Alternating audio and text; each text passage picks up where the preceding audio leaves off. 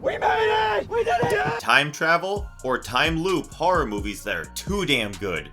We bet you're mad you don't have a hoverboard yet, huh? Time travel movies are as old as time itself. Well, not exactly, but you get our point. For as long as the concept of time itself has existed, humanity has dedicated itself to uncovering the secrets of its seemingly linear existence, which has led to some hilariously contrived notions of what time is. A knife, an infinite loop of rope-like strands, a wibbly-wobbly, timey-wimey thingamajig? We could keep going with the pop culture references in this list, but that's a job for Merc with a mouth, who has had a few time-bending adventures of his own, wouldn't you know? All of this to say, time is fickle.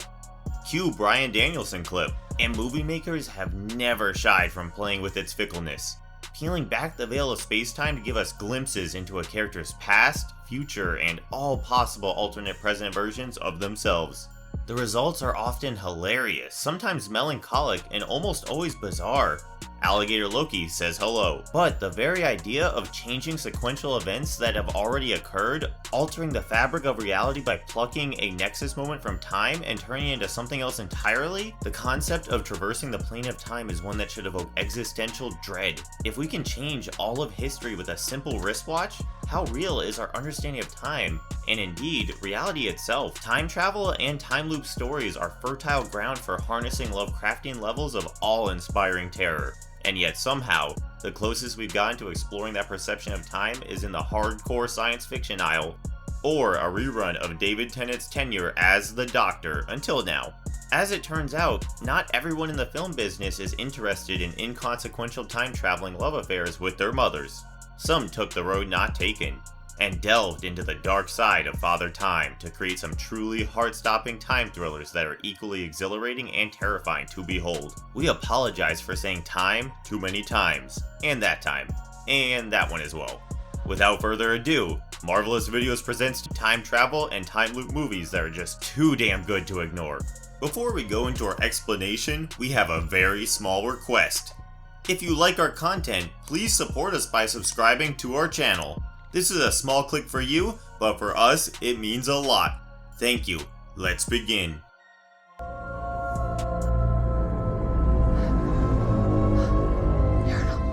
Triangle, 2009. Hermione Granger should be grateful that the only bad thing she learned about herself during her little time heist was that her hair looks weird from behind. If Prisoners of Azkaban was directed by Christopher Smith, Dementors and werewolf professors would be the least of her troubles. Triangle follows Jess, a single mom who lives with her autism-inflicted son, Tommy. They're supposed to go on a boating trip with her friend Greg, but someone rings her doorbell and disappears, unsettling her. Jess drops Tommy at his special needs school and takes a cab, promising him that she will be back. She meets Greg and the rest of the group, and they embark on the high seas. A few hours into the trip, Jess and her party encounter a violent storm that capsizes their boat, but luckily, they're able to board a seemingly moored ocean liner called Aeolus. The group is puzzled to find the liner completely abandoned with fresh supplies, but decides to keep exploring it anyway. As time passes, Jess gets a horrible feeling in her gut. Someone is following them. And what's worse, she's felt it before. The events that follow leave us scratching our heads, clenching our guts, and covering our mouths as we realize the terrible fate that the group has been resigned to, and slowly acclimate to the grim reality of Jess's ordeal. The movie ends with Jess resolving to put an end to her situation through any means necessary. If you don't want spoilers, skip to the next title. Christopher Smith directly referenced the story of Sisyphus as being an inspiration for this film, and that is evident in the way it plays out. Although the movie tries to sell you on the idea that Jess really loves Tommy, it is only towards its end that we see her real thoughts and feelings towards her own son. It's subtle if you don't pay attention to dialogue, but throughout the film, Tommy's autism has been a bone of contention for Jess, from a social and personal standpoint. All the insults and frustration come to a head when we see Jess, time loop version, abuse Tommy for his autism. Special shout out to Melissa George for her intense, borderline manic performance that is as unsettling as it is empathetic. And this is where the true horror of Triangle reaches a crescendo. Jess's time loop curse reflects Sisyphus's own, but where Sisyphus's worthless labor is bloodless, Jess must commit bloody murder to avoid getting stuck in the loop. The titular triangle is, in fact, her presence on the Aeolus at 3 different yet converging points in time, where she is the hunter, the hunted, and the survivor. all at the same time in a surreal mashup of death and destiny. The sheer terror of realizing that she is out to kill herself gives the film an eerie, deja vu-esque vibe that intertwines itself with the building tension. Every action is impactful, every jump scare horrifying, and by the time the film ends, we see the very real effects and consequences that dysfunctional family life can have on a seemingly normal woman. Triangle will force you to sit through it with an uncomfortable, fist-clenched anxiety as the pace ebbs and flows, and you ingest with it. Take as much as you want. Well, yeah, you could always make more, right? Don't forget your ring. Time-lapse, 2014. 3 friends, 1 camera, 24 hours. H.G. Wells would have killed for such an apparatus back in his heyday, if only to figure out his literary compatriots' reactions to his craft. Time-lapse is the story of struggling artist Finn, his live-in girlfriend Callie, and their gambling-addicted roommate Jasper inadvertently lending credence to the ominous tagline of the film. Once you've seen the future, you can't look away. Mr. B is an elderly tenant in their apartment building who has failed to pay his rent for over 2 months, so Finn goes to check on him. But upon entering Mr. B's place, Finn and his friends trigger a sequence of events that start off as bizarre and end up in a schizophrenic frenzy of violence, madness, and cold-blooded murder. They find 2 things in that apartment: Mr. B's inexplicably charred corpse, and a camera that can apparently predict what will happen 24 hours later. The trio decides to use the device to their own ends, but find themselves clutched in the throes of one of humanity's greatest mortal sins, greed, and the immeasurable desire to indulge in it. Director Bradley D. King has written an unapologetic, 104-minute love letter to the Twilight Zone episode, A Most Unusual Camera, with this film, tweaking certain aspects. The camera's prescient powers, and toying with others, the number of survivors. But what it improves on by leaps and bounds is the sense of foreboding that keeps compiling with every passing frame. They know what's going to happen. They can see it. But this idea that they cannot change it is what generates time-lapse's true horror. If death is unavoidable, why not actively fulfill your role in it, and lose your mind along the way? Time-lapse isn't groundbreaking by any stretch of the imagination. What it is, though, is a solid, well-paced thriller that initially unfolds as you might expect, and then devolves into a delirious, blood-soaked, and straight-faced fever dream with a blatant disregard for life, emotions, and free will. The uneasy urgency of each action in time-lapse is masterfully conveyed to us by the cast, all of whom turn in poignant performances. The last few moments of this movie will leave you unsettled to your core and wondering if there's a picture with your blood in it stashed somewhere in the flat downstairs.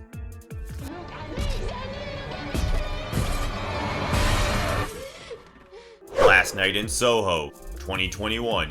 If you want to take away one thing after watching Last Night in Soho, it should be this: be careful of what you idolize, because you might not like what's underneath the surface. Eloise is a young, aspiring fashion designer who is fascinated by the swinging 60s. The sights, the sounds, the people, and the designs especially. She moves to London for her education, but is soon shunned by most people, including Jocasta, her roommate, because of her rural background. She shifts to a bedsit run by the elderly Miss Collins, and soon starts experiencing surreal dreams that give her what she's always wanted: a life in the 60s. Ellie starts mirroring a swanky, blonde bar singer called Sandy, and is inspired by her confidence to turn her own life around. But as the famous adage goes, all that glitters isn't gold, and Ellie's veil of innocent adoration is pierced by the arrow of stark reality. She sees the ugly truth about all the things she admires. She also starts encountering ghosts from years gone by, leaving her entangled in a web of mystery and murder that ends up becoming a threat to her own life. As her mind continues to unravel, a menacing revelation forces her to confront her own demons. Man,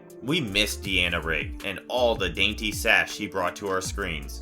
Her final film saw 2 of her most recognized works coalesce into a single, menacing, time-warping entity that is in equal parts friendly and deadly. The cigarette-toting Miss Collins is a full-tilt diva with a disturbing penchant for murder. While that might seem like your ordinary horror trope in play, the way it is tied into the overarching themes of the trials and tribulations women face in society is what produces much of this film's haunting tension. Edgar Wright lures us into the allure of the 60s with the bright lights, popping color palettes, and a suspiciously well-curated psych rock score before pulling the rug from underneath our feet and showing us that yes, with the right kind of script, even Matt Smith can come off as despicable. His character, Jack, represents the seedy underbelly of show business, which is where much of the movie's horrors stem from. Of course, that and the extremely well-shot jump scares and transitions that convey just how unstable Thomasin McKenzie's Ellie is getting with the progression of time. If you like your horror stories with a heaping serving of Netflixian production and just a smidge of Sherlock Holmes, Last Night in Soho is the ideal watch for you.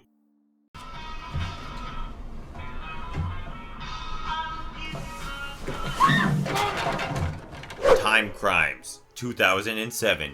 Nacho Vigalondo pulls triple duty for this Spanish science fiction thriller, and his fingerprints are all over the project. Timecrimes centers around 4 characters, one of which is played by Vigalondo himself, but the film wrings out every conceivable emotion, jump scary or otherwise, throughout its 92-minute runtime. Hector and his wife Clara are renovating a house in the Spanish countryside to prepare it for a happy marital life. One day, as Hector is scanning the woods, he spots a woman undressing. Suspicious, he decides to investigate, but soon becomes a living example of the phrase, "curiosity killed the cat." Except in this case, the cat is the woman. And now, Hector has a problem. Attacked by the supposed killer, he flees and enters a strange scientist complex who promises to help him. Things take a depressingly self-reflective turn when Hector realizes just who the man behind the pink bandages is. Timecrimes is the movie that Hot Tub Time Machine would be if James Wan directed it, with a bit of classic slasher-esque action thrown into the mix. Vigalondo's restricted budget allowed his creativity to blossom,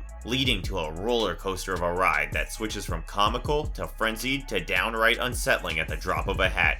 It springs its intelligence onto you with a kind of self-aware smugness that forces you to rewind, look for clues, smack yourself on the head, and continue watching with renewed interest.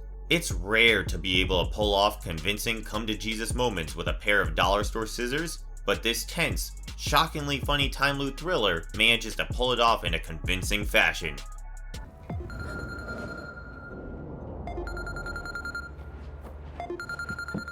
The Call, 2020. Jeon Jong-seo might just have displaced Jack Nicholson as the scariest maniac to ever grace the silver screen. If time is linear, then it would only make sense that what's happened in the past is set in stone and cannot be changed. But what if your past found a way to link itself to the present, warping your future with bloody hands? Kim Seo-yeon is visiting her estranged mother at her rundown childhood home. After arriving, she explores the home where she grew up in and finds a secret room hidden in the walls. In the room is an old cordless phone which she takes, intending to replace her lost cell phone.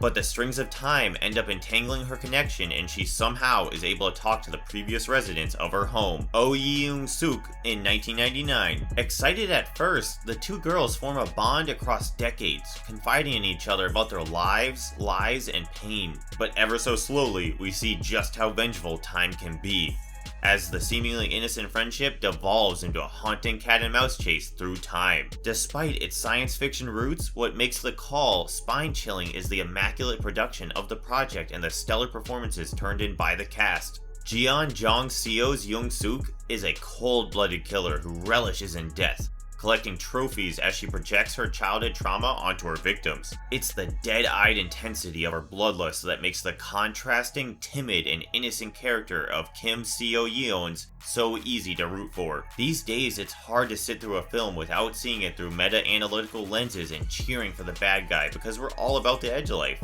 But The Call harkens back to a simpler storytelling formula, the base conflict between good and evil. It then proceeds to engage its audience like a lion stalking its prey, lurking in the darkness, toying with it before pouncing and devouring it like the alpha predator it is. If somehow you still think that rom-coms define Korean cinema, this is the movie that will turn you from a skeptic to a believer.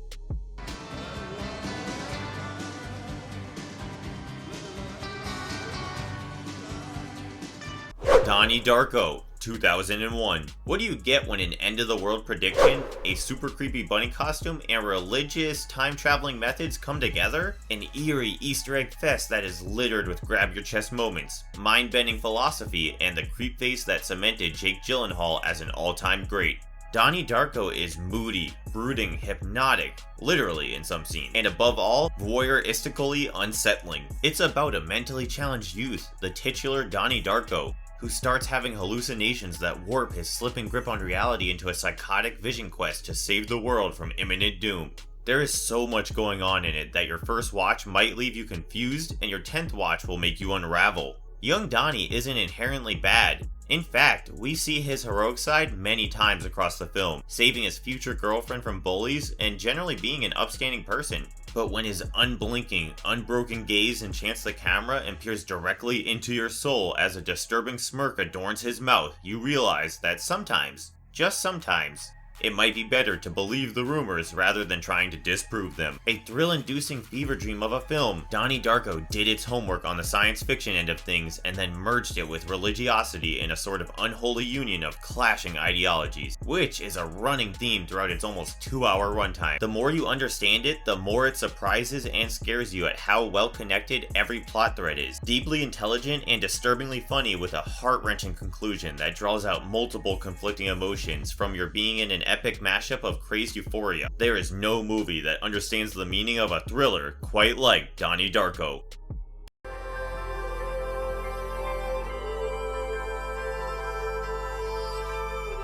Coherence, 2013. What happens beyond the horizon? Where stars dance and distant, unknown worlds exist? Can those worlds and cosmic objects of fascination influence our lives? And if yes, then how? And to what end? James Ward Burkitt's Coherence attempts to explore these questions with a hefty dose of temporal distortions and existential dread, all set within a single living room that is the epicenter of this movie's central anomaly. 8 friends reunite for a dinner party at one of the couple's homes during the passing of the Miller's Comet. Over the course of an uneasy meal, they chat, throw jibes, and threaten to expose each other's secrets when a sudden power outage throws them all into the darkness. What happens next is a surreal chase through time that sees the octet driven to the brink of insanity, as they begin to doubt their own reality and dish out their dirty laundry in hopes of clinging onto it. $50,000, a single location set, and 8 experienced improvisational actors transform Burkitt's 12-page outline into one of the most well-executed low-budget sci-fi films of all time, and they do it without using any major special effects. Coherence invokes Lovecraftian terror, minus the mangled monsters. Many scientific concepts, like Schrodinger's cat, quantum decoherence, the Dutch proposition, have been smashed together into a single giant cosmic event which somehow weaves together alternate universes around one focal point, laying the groundwork for nightmarish realizations. Everything about the cast action reeks of primal fear and chaos.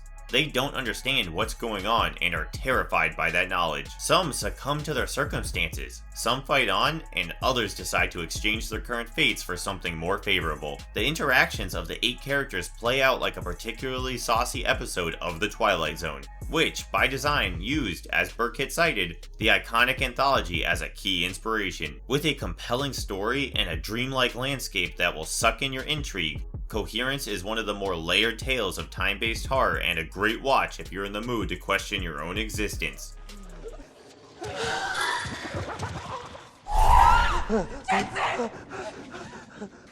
Devilís Pass, 2013. Personally, we'd like to stay a million miles away from any place referred to as Devilís Pass, but try telling that to these kids. 5 Oregon students set out to investigate the Dyatlov Pass incident, intent on uncovering the mystery of the event. They travel to Russia and try to contact the survivors of the initial expedition, but are ominously turned away and asked to keep their distance. Eventually, they're able to contact one survivor from the incident whose recollection of the events that transpired pitched the entire ordeal further into the depths of mystery. Turns out, there were 11 bodies recovered, not 9 as reported, but the last 2 were strange. Something was wrong in that place.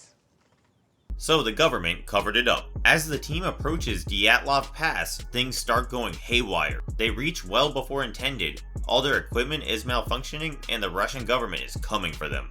What ensues is a chase for survival, as Holly and Jensen uncover horrifying truths about the Russians' experiments and fall prey to a cruel trick of time and space. The very real premise of the Dyatlov Pass incident, coupled with its found footage presentation, is what makes Devilís Pass such an effective horror story. Well, that and the teleporting time-traveling mutants, the unfortunate Holly and Jensen. Though the pacing of the film is unbalanced, it lends a sense of primal urgency to the final act. Discovering clues to a seeming freak of nature accident is one thing. Finding out that the reason is man-made and the subject of a gigantic cover-up scheme is a beast our protagonists are not prepared to tackle in any way, shape, or form. And that's the real horror. The idea of how far are we willing to go in our pursuit for power comes full circle in a near Shakespearean tragedy that manages to make Devilís Pass a reasonably compelling watch.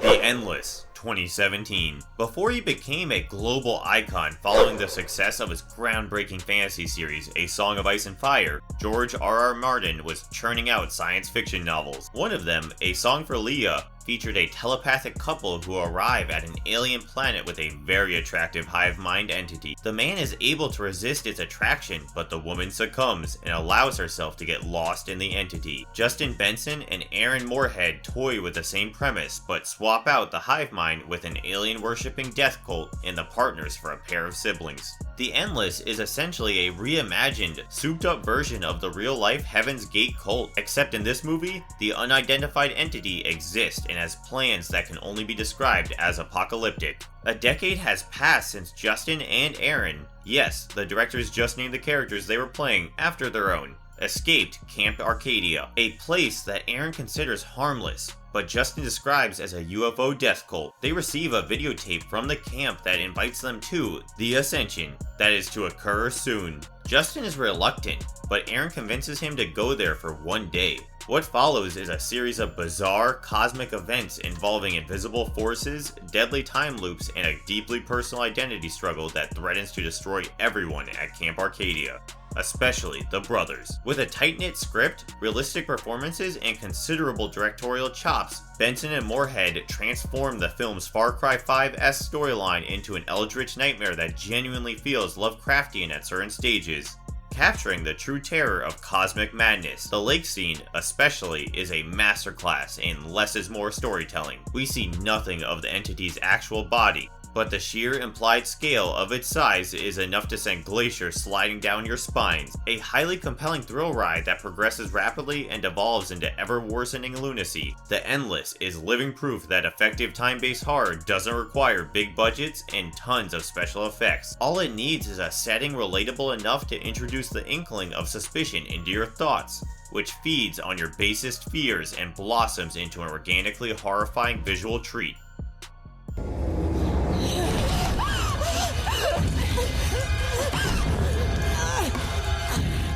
House at the End of Time, 2013. This Venezuelan gothic horror fest takes some of horror's most recognizable elements and weaves them into a relatively straightforward screamer that is made scarier due to the fact that all of its dialogue is in Spanish. The House at the End of Time begins with a murder, that of Dulce's husband. However, the circumstances of his death remain shrouded in mystery, as Dulce maintains that a spirit is responsible for the crime. Lacking any solid evidence to defend herself with, she is subjected to a 30-year sentence, after which she must remain under house arrest in the same house. She recalls the events that have unfolded in that damn place to a priest, who vows to help her out. As the movie progresses, we take a journey through Dulce's life, her trials, and her trauma. By the time the film ends, we realize that the police officers weren't exactly wrong. They just pinned the right person at the wrong time. Alejandro Hidalgo's first and only directorial offering till date makes the effortlessness that The House at the End of Time is pulled off with even more impressive. It's classic horror with its look, feel, and story. And the time-bending twist at the end makes everything that made us jump out of our seats with straws in our nostrils make sense. It is old school, without being cheesy, and doesn't insult the intelligence of the hardcore horror fan. Rather, it is a gratifying watch with more than a few suspenseful jump scares in its arsenal. Over the course of 101 minutes, Hidalgo manages to tell the intermittent story of Dulce's life in the past and the present, converging at a satisfactory nexus point that dials up all the elements of a great film to 11 and the horror bits to 15.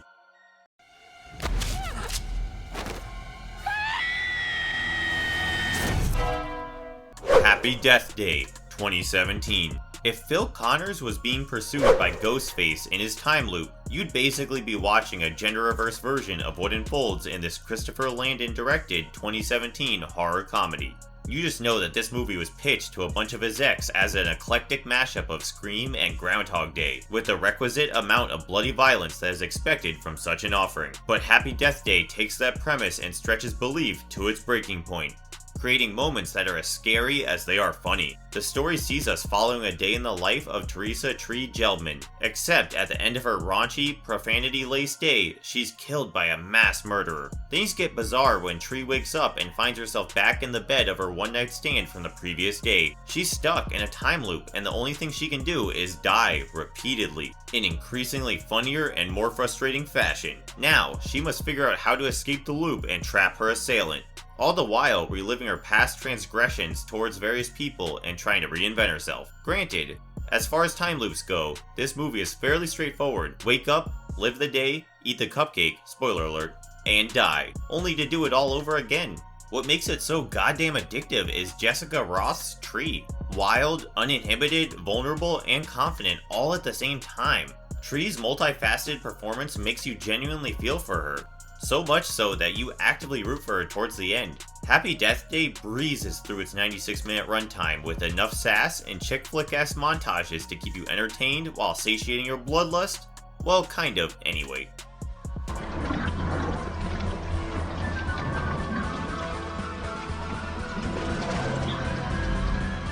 The Final Girls, 2015. If David from Pleasantville was a fan of Scream, had romantic notions like Tom from Purple Rose of Cairo, and a loving relationship with his mother, a la Terms of Endearment, you'd be slightly closer to understanding the bizarre time-warping oddity that is The Final Girls. The movie focuses on the titular final girls of this 2015 offering, Max Cartwright and her Scream Queen mom, Amanda. It begins with a failed audition, where Amanda muses to her daughter that she seems to be destined to be relegated to starring exclusively in slasher movies. Fast forward 3 years and Max is mourning her now dead mother. She goes to watch her mom's cult classic movie, Camp Bloodbath, and its sequel with her friends. But the movie theater is set ablaze, and the group escapes by tearing through the screen.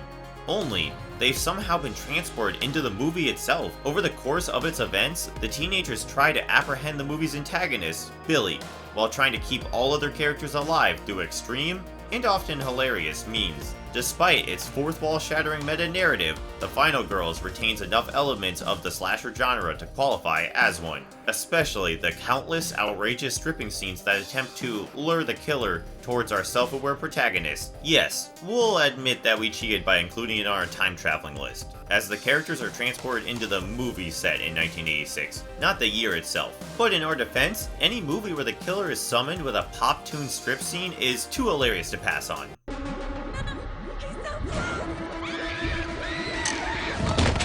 Funny, gruesome, and oddly heartwarming at the same time, this movie will remind you that while the core issues of a horror movie might be intense, it is all possible through your suspension of disbelief. Now, whether you should stop watching the scary movie or go all in on the sequel is your choice.